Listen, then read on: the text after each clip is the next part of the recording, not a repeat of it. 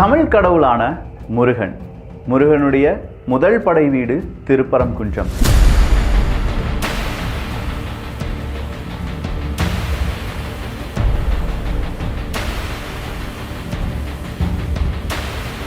முருகனுக்கு என்னென்ன பெயர்கள் இருக்கு தெரியுமா? முருகன், வேலன், சரவணன், கார்த்திகேயன், கந்தன், சுப்பிரமணியன், சுவாமிநாதன், செந்தில்நாதன், ஆறுமுகன், சண்முகன், தாரஹாரி, கிரௌஞ்ச போதனன், சக்திதரன், தேவசேனாபதி, மயில்வாகனன், சேனாளி, பிரம்மசாஸ்தா, பாலசுவாமி, சிகி வாகனன், வள்ளி மணாளன், அக்கினி ஜாதன், சாரபேயன், குகன், பிரம்மச்சாரி, தேசிகன், காங்கேயன், இப்படின்னு சொல்ற ஏகப்பட்ட பெயர்கள் இருக்கின்றன. முருகனுக்கே இவ்வளோ பெயர் இருக்கும்னா திருப்பரங்குன்றத்திற்கு என்னென்ன பெயர்கள் இருந்தது? சங்ககால நூட்கள் என்ன சொல்லுகின்றன? திருப்பரங்குன்றம், இங்கே பரகுன்றம், திருப்பரங்குன்றம் பெயர் வந்தது எப்படி? மூலவராக இங்கே முருகனா இல்ல சமணமா? ஏகப்பட்ட கேள்விகள், வரலாறுகள், அறியப்படாத உண்மைகள், மறைக்கப்படக்கூடிய முக்கியமான சில விஷயங்கள்.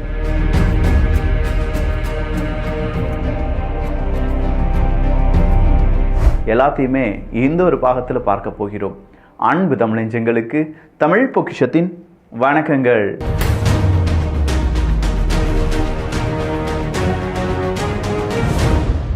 இந்த வீடியோ பார்த்துட்டு இருக்கிற டிபி ட்ரூப்ஸ், முதல் 200 பேருக்கு இந்த ஏடிஎம் மணி பேங்க் 549 ரூபாய்க்கு, எங்கேயுமே கிடைக்காத விலைக்கு 549 ரூபாய்க்கு கிடைக்கும்.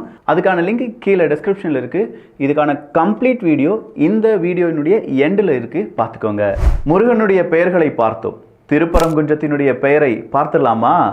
பரங்கிரி, சுமந்தவனம், பராசால தலம், குமாரபுரி, விட்டணு துருவம், கந்த மாதனம், கந்தமலை, சத்தியகிரி, தென்பரங்குன்றம், தன்பரங்குன்றம், சுவாமிநாதபுரம், முதல் படை வீடு. இங்கே தென்பரங்குன்றம் அப்படிங்கிற அந்த பெயரை உங்கள் மனசில் வச்சுக்கோங்க. பாகம் 2 இந்த தென்பரங்குன்றத்தை மட்டுமே நாம் பார்க்க போகிறோம். பரங்குன்றம். பரங்குன்றம் அப்படின்னா பரங்குன்றநாதர் என்கிற அந்த பெயர் நம்ம ஞாபகத்துக்கு வரணும். பரங்குன்றநாதர் வேற யாருமே கிடையாது, சிவன் அவர்கள் தான். இந்த திருப்பரங்குன்றம் மலையை நீங்கள் எடுத்து பார்த்தீங்கன்னா சிவலிங்க வடிவில் இருக்கும். அதனாலேயே இதற்கு பரங்குன்றம் அப்படிங்கிற பெயர் வந்ததா சொல்லப்படுகிறது. பரன் என்றால் சிவன், பரங்குன்றநாதர் என்றாலும் சிவன். அப்படின்னா பரங்குன்றநாதர் வடிவில் இருக்கக்கூடிய இந்த மலை திருப்பரங்குன்றமாக மாறியது. இங்கே திரு அப்படிங்கிறது மரியாதைக்காக. தமிழன் எப்போதுமே ஊர் பெயராக இருந்தாலும் சரி, உறவு முறையாக இருந்தாலும் சரி, இல்லை கடவுளாக இருந்தாலும் சரி, அரசனாக இருந்தாலும் சரி, அனைவருக்கும் மரியாதை செலுத்தினான் என்பதை இங்கிருந்து நாம் பார்க்க முடிகிறது. இப்படி திருப்பரங்குன்றம் உருவானதை நம்ம பார்த்துட்டோம். ஆனால் உருவான வரலாறு ஒன்று மட்டும் கிடையாதே.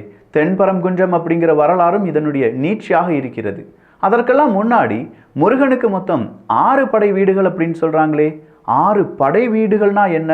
படை வீடுகள் அப்படிங்கிறது வேறு எதுவுமே கிடையாதுங்க. யுத்தத்துக்கு போகக்கூடிய ஒரு அரசன் தன்னுடைய சேனைகள் எல்லாமே கொண்டு போய் எங்கேயாவது ஓய்வெடுக்க வேண்டியதாக இருக்கும், இல்லை அவங்களுடைய ஆயுதங்களை சரி செய்ய வேண்டியதாக இருக்கும். இப்படி படைகளை அழைத்து தங்க வைத்து பிறகு போர்க்களத்தில் புகக்கூடிய அந்த இடங்களை படை வீடுகள் அப்படின்னு சொல்லி அழைப்பார்கள். அந்த வகையில் பார்க்க போனால் முருகனுக்கு ஒரே ஒரு படை வீடு தான், அது திருச்செந்தூர் மட்டும்தான். சூரபத்மனை வதம் செய்வதற்காக இதே திருச்செந்தூர்ல தனது படைகளுடன் இருந்தார் முருகன் அப்படிங்கிற வரலாறு நமக்கு தெரியும். அப்படின்னா மீதம் இருக்கும் 5 படை வீடுகளையும் சேர்த்து 6 படை வீடுகள் என்று அழைக்கப்படுகின்றனவே. உண்மையிலேயே அது 6 படை வீடுகளா இல்ல ஆற்றுப்படைகளா? ஆற்றுப்படை. இந்த புண்ணை ஆற்றுவது யார் அப்படிங்கிற சொற்களை கேட்டிருப்போம். புண்ணை ஆற்றுவது, காயத்திலிருந்து நம்மை விடுவிப்பது. ஆற்றுவது அப்படிங்கிறது விடுவிப்பது என்பதுதான் பொருள். அதே மாதிரி மனிதர்கள் இங்கே பல இடங்களில் சிக்கி சின்னாபின்னமாக இருக்கும். சிலருக்கு நிம்மதி இல்லை, சிலருக்கு வேலை வாய்ப்புகள் சரியில்லை, சிலருக்கு சந்தோஷம் அப்படிங்கிறதே இல்லை, சிலருக்கு கோபம் வந்துக்கிட்டே இருக்கும். இப்படின்னு சொல்கிற பல இடங்களிலும் பல பிரச்சனைகளிலிருந்தும் நம்மை ஒழுங்குபடுத்தி ஆட்சிப்படுத்தி அதை சரிவர செய்பவர்தான் தலைவர்கள். அந்த மாதிரி சில தலைவர்கள் கடவுள்கள் இருந்திருக்காங்க. அவங்களுடைய அருள் கிடைக்கும் அப்படின்னு சொல்றது தான் ஆட்சிப்படை. சங்க காலத்துல இதை ஆட்சிப்படை என்றே அழைத்திருக்கிறார்கள். மக்களின் குறைகளை போக்கி அருள் செய்யும் முருகன் இந்த 6 இடங்களிலும் இருக்கிறார் என்பதுதான் ஆட்சிப்படை சொல்லக்கூடிய பொருள். அப்படின்னா முருகனின் பெருமைகளை சொல்லும் நூல் என்பதால் முருகாற்றுப்படையாக மாறியது. முருகாற்றுப்படை. முருகாற்றுப்படைக்கு ஒரு மரியாதை செலுத்தும் போது திருமுருகாற்றுப்படையாக மாறிவிடுகிறது. நாம் எல்லாருக்குமே 10 பாடல் அப்படிங்கிறது தெரியும். இந்த 10 பாட்டுல முதல் பாட்டு என்ன தெரியுமா? இந்த திருமுருகாற்றுப்படை அப்படிங்கிறது தான். 317 அடிகளை கொண்ட ஆசிரியப்பாவால் ஆக்கப்பட்டுள்ளது இந்த திருமுருகாற்றுப்படை.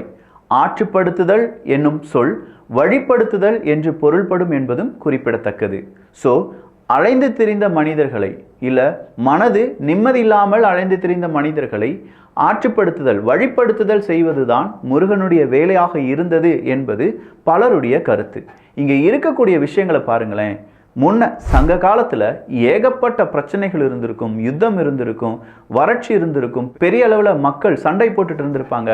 இவங்களை வழிப்படுத்துதல் அப்படிங்கிறதுக்கு ஒரு தலைவன் தேவைப்பட்டிருப்பான். அந்த தலைவனாகத்தான் தமிழ் கடவுளான முருகனை போற்றியிருக்கிறார்கள். திருமுருகாற்றுப்படை 6 பிரிவுகளை கொண்டது. ஒவ்வொரு பகுதியும் முருகப்பெருமானினுடைய ஒவ்வொரு வீட்டை குறிப்பதாக சொல்லப்படுகிறது. இந்த 6 படை வீடுகளுக்கும் சென்று வந்த ஒரு நபருக்கு முக்தி கிடைக்கும் அப்படின்னு சொல்ற மாதிரி இந்த முருகாற்றுப்படை எழுதப்பட்டுள்ளதாக சொல்லப்படுகிறது. முதல் பகுதியில் திருப்பரங்குன்றத்தின் தலத்தின் மகிமை கூறப்பட்டுள்ளது. 2ஆம் பகுதியில் திருச்செந்தூர், 3ஆம் பகுதியில் பழனி, 4ஆம் பகுதியில் சுவாமிமலை, 5ஆம் பகுதியில் திருத்தணி, 6ஆம் பகுதியில் பழமுதிர் சோலை. 6 படை வீடுகள் இல்லாட்டி ஆற்றுப்படை வீடுகள்ல இந்த படை வீடு அப்படிங்கிறது தான் உள்ளதிலேயே பெருசு. ஆனா இங்க இருக்கக்கூடிய மூலவர் சிலை வடிவில் செய்யப்பட்டவர் கிடையாது. எங்கிருந்தோ செய்யப்பட்டு கொண்டு வரப்பட்டவரும் கிடையாது.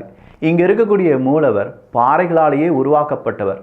அதனாலதான் இங்க இருக்கக்கூடிய முருகனுக்கு அபிஷேகம் அப்படிங்கிறது செய்யவே மாட்டாங்க. நக்கீரர் அருளி சென்ற திருமுருகாற்றுப்படை சங்க காலம் தொட்டே இக்குன்றத்தில் முருக வழிபாடு சிறப்புற்று விளங்கியதை நமக்கு உணர்த்துகிறது. அப்படின்னா இந்த திருமுருகாற்றுப்படையை தந்தது யார்? நக்கீரர். விழா காலங்களில் பாண்டிய மன்னர்கள் கண்டிப்பா திருப்பரங்குன்றம் வந்து சென்றிருக்கிறார்கள் என்கிறது தகவல். அகநானூறு திருப்பரங்குன்றத்தை முருகன் குன்றம் என்றும், ஒடியா விழவின் நெடியோன் குன்றம் என்றும், மதுரை காஞ்சி தனிமழை பொழியும் தன் பரங்குன்றம் என்றும் கூறுகிறது. பரிபாடலை நம்ம எடுத்து பார்த்தோம்னா முருகனை பற்றி விவரிக்கையில் குன்றத்தில் எழுத்து நிலை மண்டபம் ஒன்று இருந்ததாகவும் அங்கு பல வண்ண ஓவியங்கள் தீட்டப்பட்டிருந்ததாகவும் குறிப்பிடுகிறது. சங்கப்பாடெல்லாம் பார்க்கும்போது திருப்பரங்குன்றம் முருகனுடையது அப்படிங்கிறது நமக்கு சான்றாக தெரிகிறது. இது மட்டும்தானா? திருமுருகாற்றுப்படையில் மாட மலிமருகில் கூடற் குடைவாய்ன் என்றும், கந்த புராணத்தில் கூடலின் குடதிசை அமர பரங்குன்று என்றும் திருப்பரங்குன்றம் மதுரைக்கு மேற்காக இருப்பதாக கூறப்படுகிறது. இந்த மாதிரி திருப்பரங்குன்றத்தை பற்றியான செய்திகளை நம்ம வாசிக்கும் போதும் அதனுடைய வரலாற்றை தெரிந்து கொள்ளும் போதும் தென்பரங்குன்றம் அப்படிங்கிற ஒரு வார்த்தை நம்ம கண்ணுக்கு வந்து போனது. இந்த தென்பரங்குன்றம்னா என்ன? முதலில் இந்த திருப்பரங்குன்றம் அப்படிங்கிறது ஒரு கோவிலாக இல்லை, ஒரு குடைவரை கோயிலாக மட்டுமே இருந்ததாக சொல்லப்படுகிறது. குடைவரை கோயில் கோவிலாக மாறும்போது திருப்பரங்குன்றமாக பெயர் மாற்றம் செய்யப்படுகிறதா? இந்த சமணம் அப்படிங்கிறது இதுக்குள்ள எப்போது வந்தது?